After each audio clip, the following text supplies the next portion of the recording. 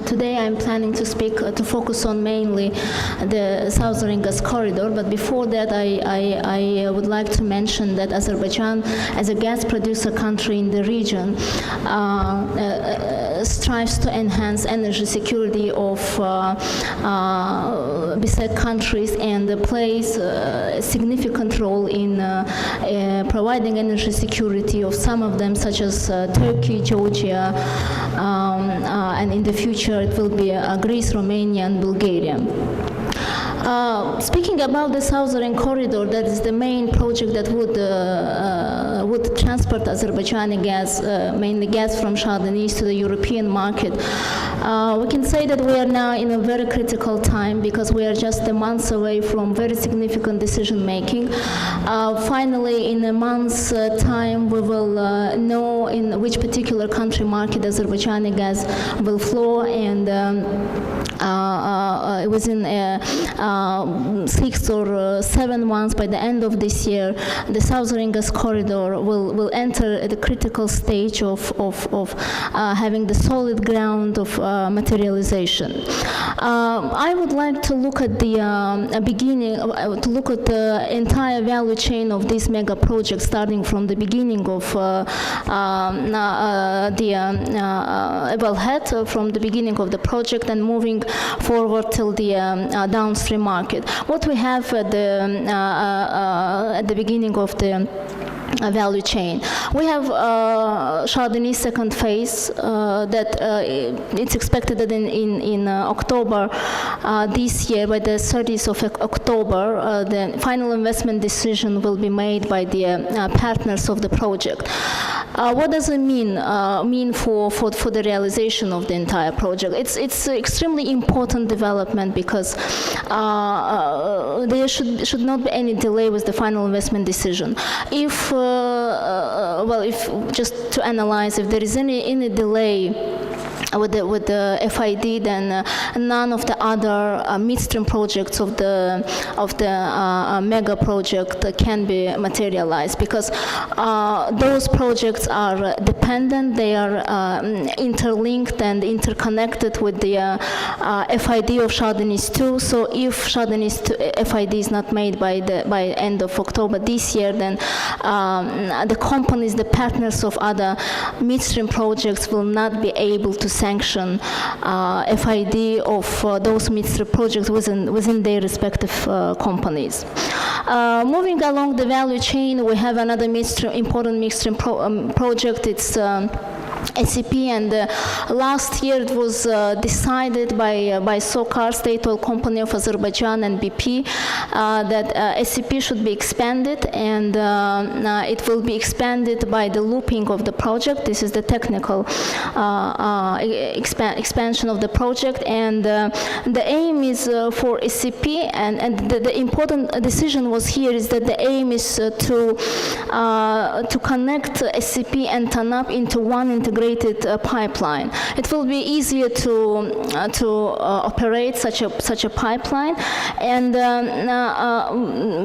I think the most important things here, especially for SOCAR, is that SOCAR would have a chance to alter the share allocation in existing SCP pipeline, South Caucasus pipeline. SOCAR, as you know, has just 10% of stake, and with the expansion it can change the share allocation and have the majority of stake in the pipeline, which would mean that SOCAR would be able to control the transportation and the volumes of gas within this pipeline. So the technical parameter of the pipeline would be 56-inch diameter, and the scalability would be 30 plus BCM of gas per annum.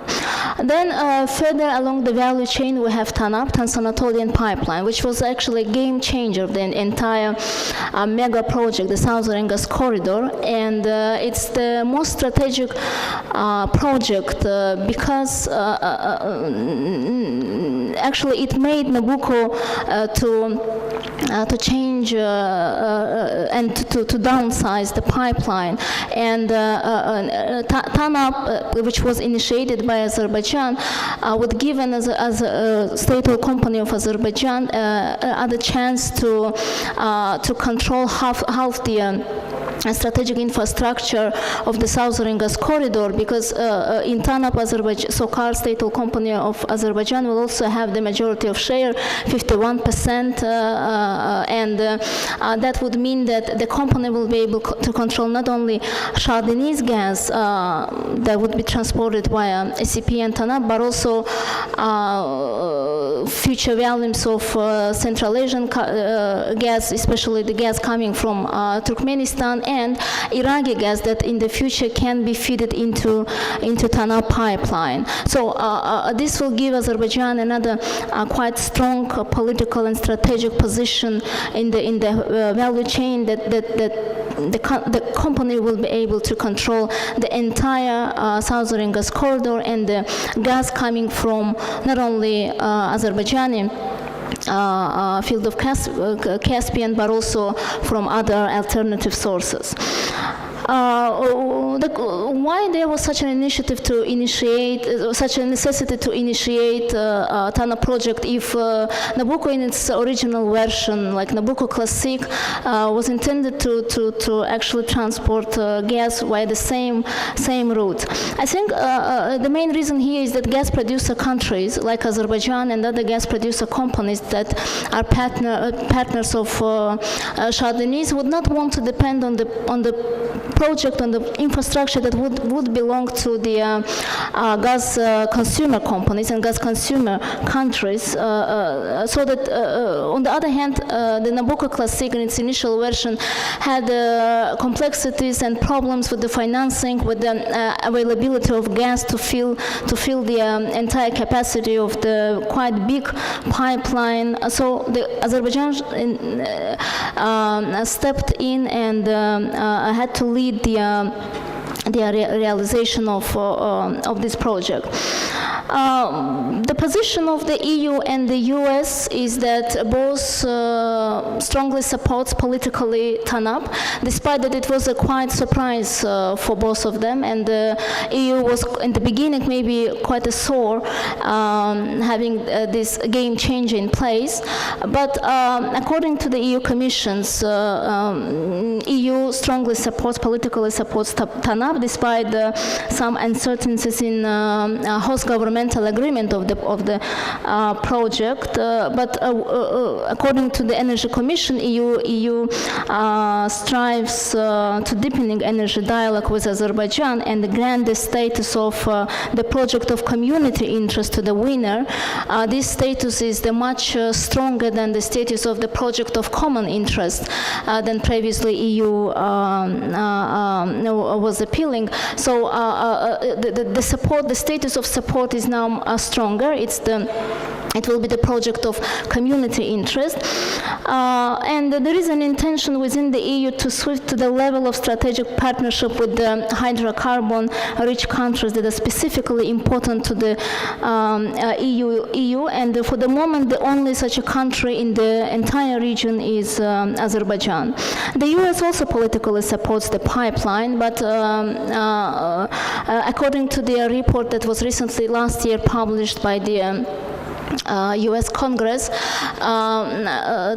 TANAP is quite important strategic infrastructure, and the US politically supports this project, but the US needs a guarantee from Azerbaijan that since Azerbaijan will control the volumes and the entire project, it should give a guarantee that it will be also committed to transport Central Asian gas, or notably Turkmen gas, in the future. On the European on the European side, we have two competing pipelines. It's, as you know, Nabucco West and TAP. I call it beauty contest because it's been such a long time that this competition is going on, and hopefully there will not be any delay on the decision making, and this June we will all know which country markets Azerbaijani gas will flow. To me, well, no one is perfect, as they said in one famous movie, and both of those projects have advantages and disadvantages to Azerbaijan and to the Shah Deniz consortium. I think the main, let's just mention a few words about the disadvantages, because advantages is always there and it's good. The main disadvantages of TAP to me is the market, because this market, it's big, but Italian market is in stagnation. There will not be any demand growth even within the long-term perspective, and from 2011 till 2030, the demand will be, contrary to that, decreasing for 2 BCM. On the other hand, the market can be oversupplied within a short-term perspective, because there are so many LNG projects underway. Italy is currently investing in building of LNG facilities on the south of the country and import some LNG from the MENA region, and this will mean that Italy will be able, the capacity of entire import of LNG and also piped gas in Italy will reach some 200 BCM per annum, which can, of course, as I said, taking into account that the demand will be stagnated, which can result that market could be oversupplied. So to me, the only reason why Italy is interested in having this additional some 8 BCM of gas from Azerbaijan is that the country wants probably to be something like energy trading center or energy gas hub, and to send some additional volume of gas to further to the north inland, to some Central European countries. With the Nabucco, the market here is bigger. The most important market for Azerbaijan here is the Balkan countries, or country markets, because gas demand will be only growing here, despite that they don't have actually much demand, but still market is promising, is growing. Also, the gas price here is quite profitable for Shah Deniz partners. It turned out that, for example, Macedonia pays the highest price for Russian gas. It has been paid for Russian gas $565 per 1,000 cubic meter, and was the most expensive gas in entire Europe.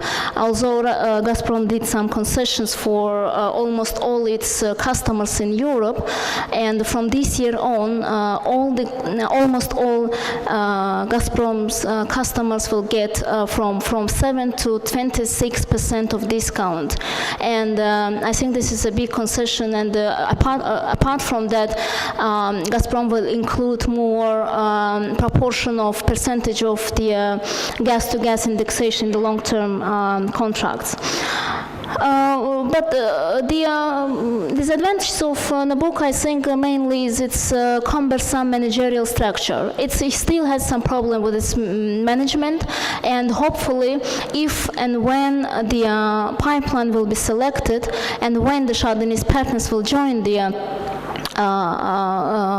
consortium, this managerial structure will be changed. What we have in the European market, the market that Shah Deniz gas is targeting, we can definitely say that this market is transforming, is shifting. There is a big change, massive change in infrastructural structure in Europe, and we have this change mainly in supply, demand, and pricing side. In a supply side, as you know, there is a growing potential of LNG supply in some European countries, mainly coastal countries by geographic virtue, and this LNG from the US is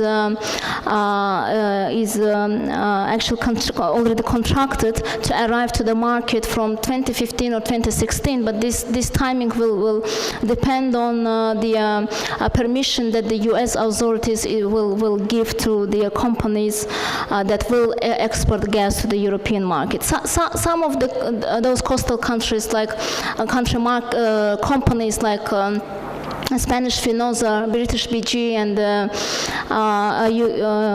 UK's and the French Total, they have already signed sales and purchase agreements with the US companies to import some 5 or 6 BCM of LNG starting from 2016. To me, it will not make a significant change in the market, of course, and especially on the price, because the LNG price in the European market is something like from $200 to $250 per 1,000 cubic meter, whereas in the Asian market, in let's say Japanese or Chinese and South Korean market, it's something like $500 per 1,000 cubic meters. So the question is why US should be interested sending this gas to the European market if they can make quite significant netback margin exporting this gas to the Asian market. So I think that the significant portion of US LNG will still will flow to the Asian market and less to the European market. So this will not affect much the gas price in Europe. But of course, it can have some implications for the price setting in Europe. Notably, the market can be liberalized since the more LNG will arrive to the European market. It can also change the price formation, price setting in long-term contracts, and there will be more gas-to-gas indexation rather than oil indexation. On demand side, we have like mainly we see that in power generation, gas is strongly competing with coal. For example, Germany's coal consumption has risen by around 5% since the government decided to sideline the nuclear power,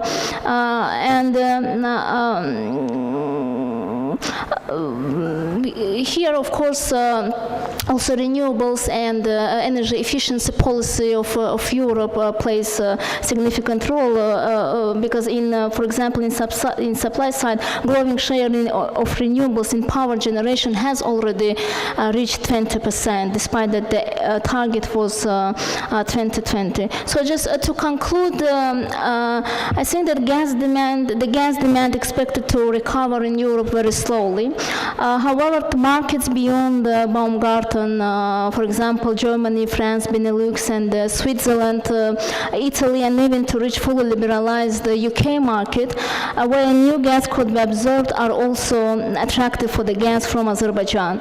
US LNG will not pose significant threat to the Shah Deniz second phase gas in particular markets, and will not greatly affect the price. Arrival of LNG to the European market would put some pressure, however, on Europe's piped supply to stop linking gas price to oil prices, and this would help to liberalize the continent's energy market. Gas needs political support in Europe to compete with coal, renewables, and energy efficiency. And I think there is now more infrastructure in Europe than there is demand currently. So the European gas midstream market is in a massive structural change.